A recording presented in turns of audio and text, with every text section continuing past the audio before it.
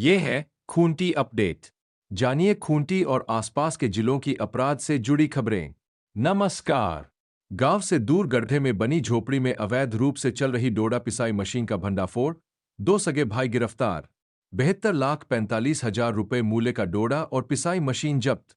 अफीम के खिलाफ चल रहे अभियान में खूंटी जिले की पुलिस को बड़ी सफलता मिली है। पुलिस ने 483.6 किलोग्राम डोडा, एक डोडा पिसाई मशीन, एक इलेक्ट्रॉनिक तराजू, 22,000 रुपए नगद और 2 मोबाइल फोन जब्त किए हैं। नारकोटिक्स कंट्रोल ब्यूरो द्वारा अनुमोदित मूल्य के अनुसार जब्त डोडा की कुल कीमत 72,45,090 रुपए आंकी गई है। पुलिस ने मौके पर ही 2 सगे भाइयों, विपिन मुंडा और रवि मुंडा, को गिरफ्तार कर लिया। दोनों पूर्व से फरार थे। आरोपी विपिन मुंडा के खिलाफ मुरहू थाने में एनडीपीएस से जुड़े 5 मामले और रवि मुंडा के खिलाफ 3 मामले दर्ज थे। दोनों फरार चल रहे थे और पुलिस उनकी तलाश कर रही थी। गुप्त सूचना पर कार्रवाई। एसडीपीओ वरुण रजक ने प्रेस कॉन्फ्रेंस में बताया कि एसपी अमन कुमार को गुप्त सूचना मिली थी कि मुरहू थाना क्षेत्र अंतर्गत हेटकोवा गांव के हॉकी मैदान के पास अवैध रूप से पिसाई मशीन लगाकर डोडा पीसा जा रहा है। इस पर एसडीपीओ वरुण रजक के नेतृत्व में एक विशेष टीम गठित की गई, जिसमें मुरहू थानेदार रामदेव कुमार यादव, सब इंस्पेक्टर विमल, कंचन कुमार कुशवाहा, एसडीपीओ के अंगरक्षक और जैप 4 के जवान शामिल थे। रात में दबिश, झोपड़ी से मिली बड़ी खेप। पुलिस टीम देर रात हेटगोवा गांव के हॉकी मैदान के पास पहुंची। सघन तलाशी के दौरान जंगल झाड़ियों के बीच एक गड्ढे में झोपड़ी नजर आई। पुलिस ने झोपड़ी को चारों तरफ से घेर लिया और छानबीन के दौरान विपिन और रवि मुंडा को दबोच लिया। जो पिसाई मशीन, तराजू और नकदी बरामद की गई। छिपकर चला रहे थे अवैध धंधा। एसडीपीओ ने बताया कि दोनों आरोपी गांव स्थित अपने घर बहुत कम आते थे और झोपड़ी में रहकर डोडा पिसाई और व्यापार कर रहे थे। जब भी पुलिस इनके घर छापेमारी करती, वे फरार हो जाते थे। अब दोनों के बयानों के आधार पर अफीम और डोडा के अन्य व्यापारियों तक पहुंचने की कोशिश की जाएगी। उन्होंने कहा कि मुरहू थाने की पुलिस अफीम के खिलाफ बेहतरीन कार्य कर रही है और यह कार्रवाई उसी दिशा में एक और महत्वपूर्ण कदम है। प्रेमी के घर लिव इन में रह रही युवती ने लगाई फांसी, मौत।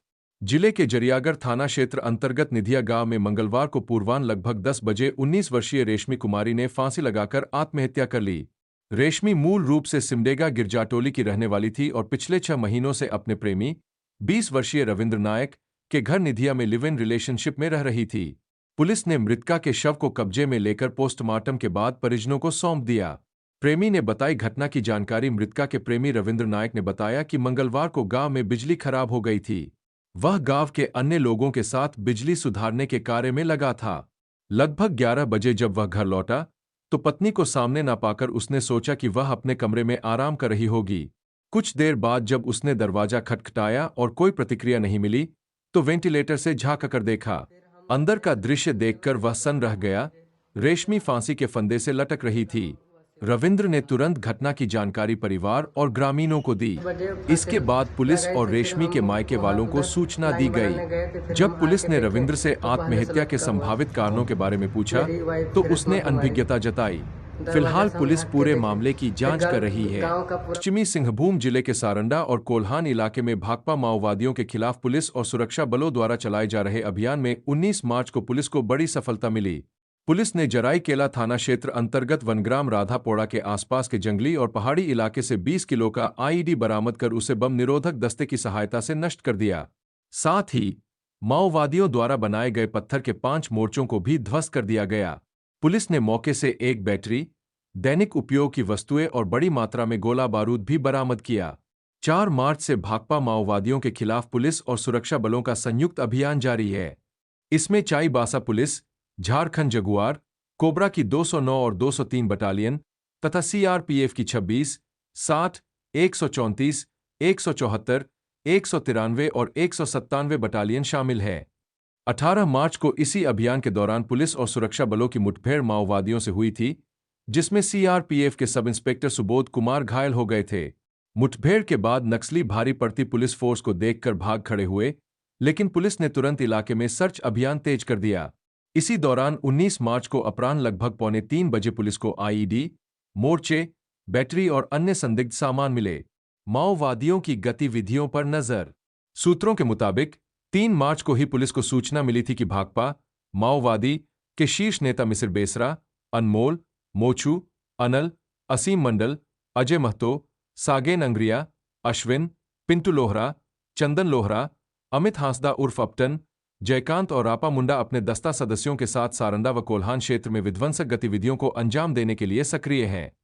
इन्हीं सूचनाओं के आधार पर चाईबासा पुलिस, कोबरा 203 व 209 बटालियन, झारखंड जगुआर एवं सीआरपीएफ की विभिन्न बटालियनों के साथ मिलकर संयुक्त अभियान चला रही है। पुलिस और सुरक्षा बलों की कोशिश है कि इस इलाके से माओवादियों का पूरी तरह सफाया किया जाए। अभियान अब भी जारी है। कुएं से बरामद हुआ युवक का शव। रनिया थाना क्षेत्र के किताटोली करा मर्चा गांव के एकांत स्थान पर बने कुएं से मंगलवार की शाम ग्रामीणों की सूचना पर पुलिस ने एक युवक का शव बरामद किया। बुधवार को मृतक की पहचान कामडारा थाना क्षेत्र के कुली टांगरटोली निवासी 32 वर्षीय मार्टिन तोपनो के रूप में हुई। परिजनों के अनुसार मार्टिन मानसिक रूप से अर्धविक्षिप्त था और अक्सर नशे की हालत में रहता था। वह अधिकतर समय घर से बाहर ही बिताता था। आशंका जताई जा रही है कि इसी दौरान वह कुएं में गिर गया, जिससे उसकी मृत्यु हो गई। बुधवार को शव की पहचान के बाद रनिया पुलिस ने पोस्टमार्टम कराकर परिजनों को सौंप दिया है। फिलहाल पुलिस घटना की विस्तृत जांच में जुटी हुई है।